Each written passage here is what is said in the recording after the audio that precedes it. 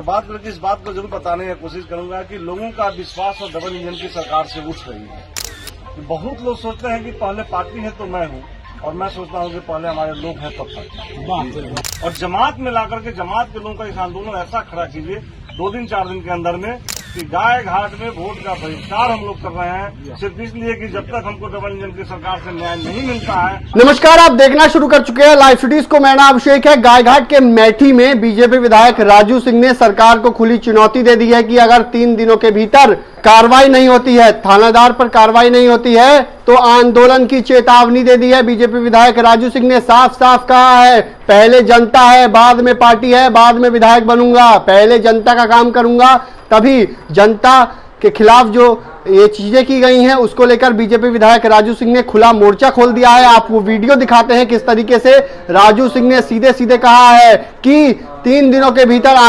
अगर एक्शन नहीं हुआ तो आंदोलन की जाएगी, कोई परवाह नहीं करेंगे, खुली चुनौती दे रहे हैं। सीधे सीधे वो वीडियो देखिए, उसके बाद लाइव सिटीज से एक्सक्लूसिव बातचीत में क्या कुछ कह रहे हैं राजू सिंह, पहले आप वो सुनिए। के बारे में घटना की निंदा करने वाले ही लोग या तो मुजफ्फरपुर से चल के, साहिबगंज से चल करके, और यहाँ आसपास के लोग यहाँ पे मौजूद हैं। सब लोगों को मैं अपने तरफ से कि ऐसे कांडों में आप भी इतना सक्रिय हैं कि किसी तरह से सामाजिक स्तर पर इसका बहिष्कार किया जाए। मैं समझता हूं कि अभी जो समय चल रहा है, आचार संहिता का समय है, हम लोग संवैधानिक दायरे में बंधे हुए, ऐसे तो हमेशा बंधे रहते हैं, लेकिन अभी कुछ विशेष रूप से हम लोग के ऊपर में नजर रखी है। इलेक्शन कमीशन को यहाँ पे महिला नेत्री लोग बैठी हुई है, हम अपने गुस्सा को कहाँ पे प्रगटित करें ताकि उसका कुछ फलाफल अच्छा हो। हम अपनी एनर्जी को यहाँ पे बोल करके लॉस करके उसका कोई फलाफल नहीं मिलने वाला है। तो हम कम से कम इस चीज को सोचें कि कहाँ पे अपनी इस एनर्जी को बचा के रखें और कहाँ पे उसका उपयोग किया जाए। मैं अभी तक यही समझा हूं कि हर लोग नेता लोग आएंगे और केवल यही बहाना बना करके कि अभी आचार संहिता है, आचार संहिता है, आचार संहिता है। तो हम लोग जिस पार्टी से आते हैं उस पार्टी की डबल इंजन की सरकार चल रही है।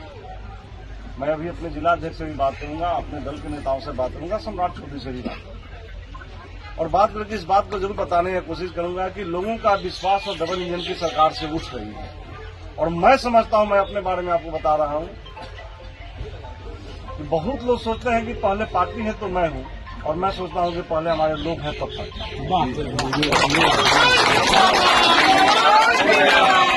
और इसलिए मैं आपसे कहना चाहता हूं कि आप लोग निश्चिंत रहें, किसी भी स्थिति में जो आप लोग का निर्णय होगा, मेरा उस निर्णय में हमेशा सहयोग रहेगा। सहयोग ही नहीं बल्कि उसमें आगे बढ़ चल के चलूंगा। अभी मैं जहां तक समझा हूं कि हमारे यहाँ अभी लोकसभा का चुनाव चल रहा है, लोकसभा के उम्मीदवार हैं, उम्मीदवार के साथ रहने वाले ढेर सारे नेता घूमेंगे, और आपकी अपनी शक्ति गायघाट में ये है कि आप अपनी शक्ति एक होकर के दिखाएंगे। और मैं जात में केवल नहीं कह रहा हूं, जमात में जो गलत का विरोध करने वाला है, और मैं समझता हूं कि पुरुषोत्तम यादव दरोगा का विरोध जमात में हो रहा होगा, इसको जात में मत मानिए। 90%। और जमात में लाकर के जमात के लोगों का इस आंदोलन ऐसा खड़ा कीजिए 2 दिन 4 दिन के अंदर में कि गाय घाट में वोट का बहिष्कार हम लोग कर रहे हैं, सिर्फ इसलिए कि जब तक हमको डबल इंजन की सरकार से न्याय नहीं मिलता है, हम लोग उम्मीद करते हैं कि हमारी सरकार नहीं है, इसलिए हम वोट का बहिष्कार। ये आपकी घोषणा में मैं समर्थन करता हूं, आपकी चीज का डर नहीं है। पार्टी मुझे रखेंगे कि निकाल देंगे, मैं इन सब चीजों से नहीं डरता, लेकिन जो जब तक समाज सही नहीं रहेगा, जब तक जमात सही नहीं रहेगा, मैं सही रह के क्या करूंगा। मैं विधायक बन जाऊं और समाज इसी तरह से पिटता रहे, मैं विधायक बन जाऊं इसी तरह से महिलाओं के साथ में गलत होता रहे, तो उससे अच्छा है कि विधायक न बन करके रहना, लोगों के साथ में रहना, लेकिन वो विधायक बन के नहीं रहना जिसमें महिलाओं की इज्जत को तार किया जाए, लोगों को इस तरह से बदतमीजी से पेश आया जाए लोगों के साथ में, और मुख दर्शक बैठ करके विधायक MP बन करके हम लोग देखते रहे। कम से कम मैं उसमें से नहीं हूँ, और शायद मुझे लगता है कि भगवान ने मुझे पैदा ही किया है लड़ने के लिए।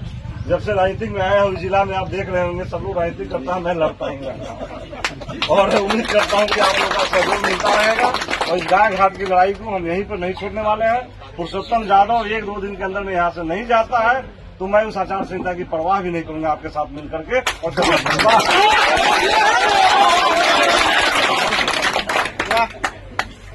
इसमें आप लोग आगे निकलिए। मैं ये कहता हूँ किसी को दिक्कत हो, मैं आपको बता देता हूँ, प्रेस मेरा नंबर नोट कीजिए सोनू का, उस प्रेस से जाके जो भी बैनर पोस्टर छपवाना है छपवा लीजिए, मेरा पेमेंट होता जाता है।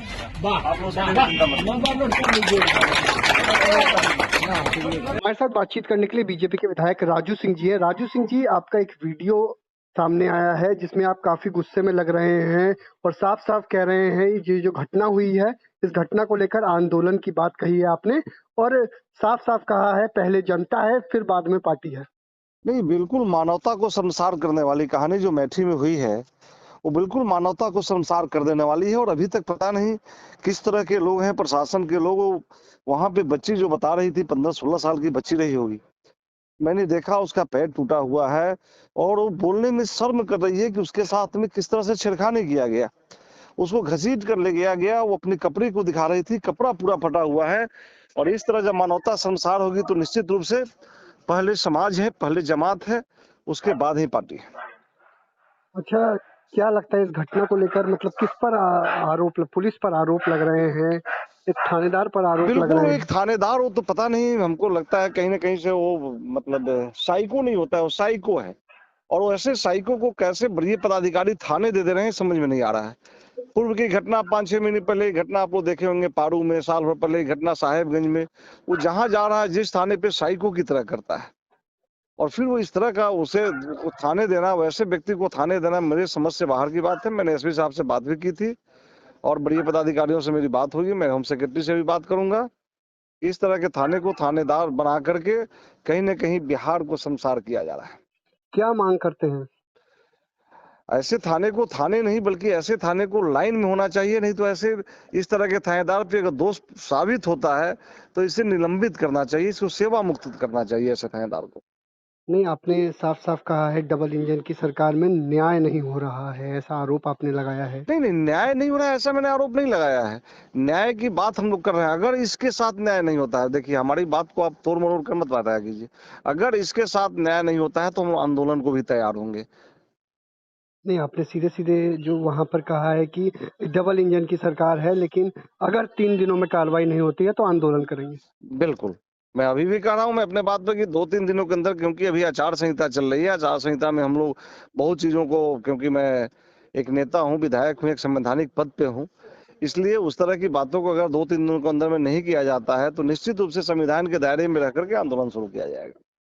अच्छा, क्या लगता है जिस तरीके से इससे पहले भी उन पर आरोप लगे थे, साहेबगंज में आरोप लगे थे, पारू में आरोप लगे थे और उसके बावजूद उन्हें गायघाट थाना किया और ये घटना हुई है शराब को लेकर, जिस तरीके से छापेमारी की जाती है, आधी रात को छापेमारी की जाती है और लोगों को अरे वो धमकाया व्यक्ति जाता है, पीटा जाता है। मैं बताया ना पहले कि वो साइको लगता है और कहीं ना कहीं से साइको होने के कारण पैसे की उगाही जबरदस्त करता है।